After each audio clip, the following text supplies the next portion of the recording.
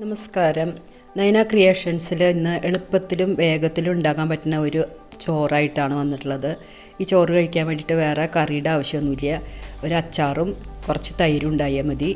അപ്പോൾ എൻ്റെ ഈ ചാനൽ സബ്സ്ക്രൈബ് ചെയ്യാത്തവരുണ്ടെങ്കിൽ ഒന്ന് സബ്സ്ക്രൈബ് ചെയ്തോളൂ.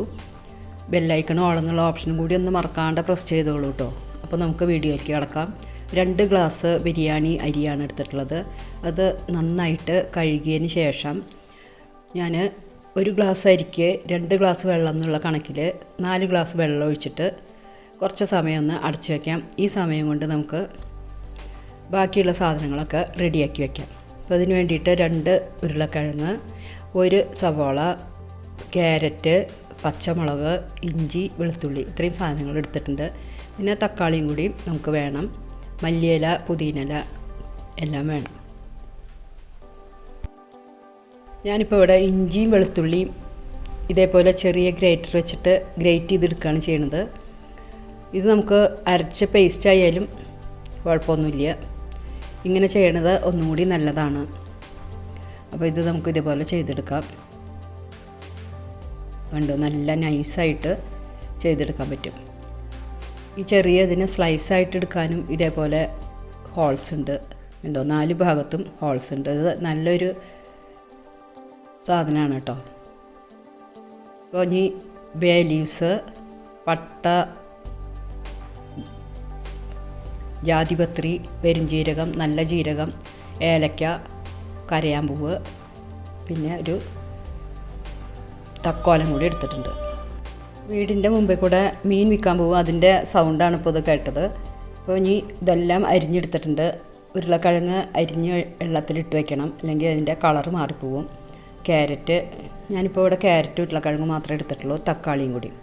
അപ്പോൾ ഇനി എങ്ങനെയാണ് ഉണ്ടാക്കണമെന്ന് നോക്കാം. ഇതിന് വേണ്ടിയിട്ട് കുക്കറാണ് എടുത്തിട്ടുള്ളത്. കുക്കറിൻ്റെ നെയ്യോ എണ്ണയോ എന്താണെന്നുണ്ടെങ്കിലും നിങ്ങളുടെ ഇഷ്ടത്തിന് ഒഴിക്കുക.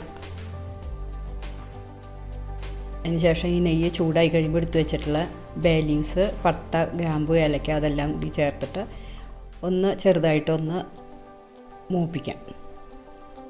ഇത് നല്ല മണം വന്നു തുടങ്ങി, മൂത്ത മണം വന്നു തുടങ്ങി. ഇനി ഇതിലേക്ക് ഇഞ്ചി വെളുത്തുള്ളി ഗ്രേറ്റ് ചെയ്ത് വെച്ചതും കൂടെ ചേർത്തിട്ട് ഒന്ന് കുറച്ച് സമയം ഒരു 2 മിനിറ്റോളം ഒന്ന് വഴറ്റി കൊടുക്കാം. 2 മിനിറ്റ് വേണ്ട, 1 മിനിറ്റ് വഴറ്റിയാൽ മതിയാവും. അപ്പോൾ അതിൻ്റെ പച്ചമണമൊക്കെ ഒന്ന് മാറി വന്നിട്ടുണ്ട്. ഇനി ഇതിലേക്ക് സവാള ചേർത്ത് കൊടുക്കാം. അപ്പോൾ സവാള നല്ല മൂത്ത് ബ്രൗൺ കളർ ആവേണ്ട ആവശ്യമൊന്നുമില്ല, ഒന്ന് വഴറ്റി എടുത്താൽ മതിയാവും. ഇപ്പോൾ ഇതാ നല്ല വഴന്ന് വന്നിട്ടുണ്ട്. ഇനി ഇതിലേക്ക് നമ്മൾ എടുത്തു വെച്ചിട്ടുള്ള പച്ചമുളക്, ക്യാരറ്റ്, ഉരുളക്കിഴങ്ങും കൂടെ ചേർത്ത് കൊടുക്കുന്നുണ്ട്. അപ്പോൾ ഇതൊന്ന് വഴറ്റിയതിന് ശേഷം ഒരു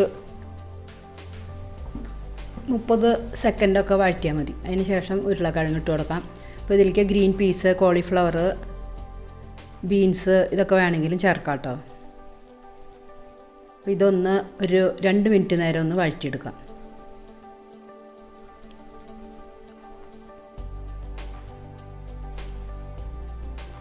ഇനി ഇതിലേക്ക് 2 നുള്ളു മഞ്ഞൾപ്പൊടി ചേർക്കാം.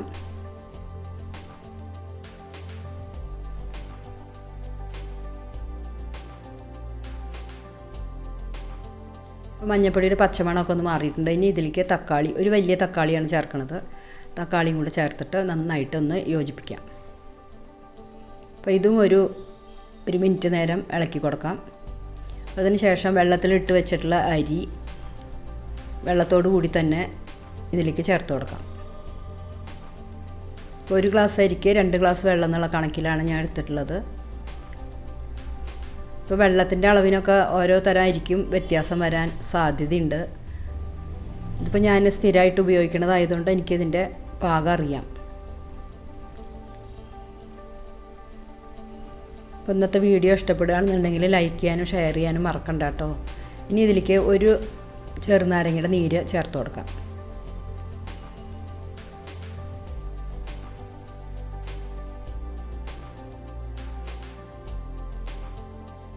ഒന്നും കൂടി ഓർമ്മിപ്പിക്കുകയാണ്, സബ്സ്ക്രൈബ് ചെയ്യാത്തവരുണ്ടെങ്കിൽ ഒന്ന് സബ്സ്ക്രൈബ് ചെയ്യണേ.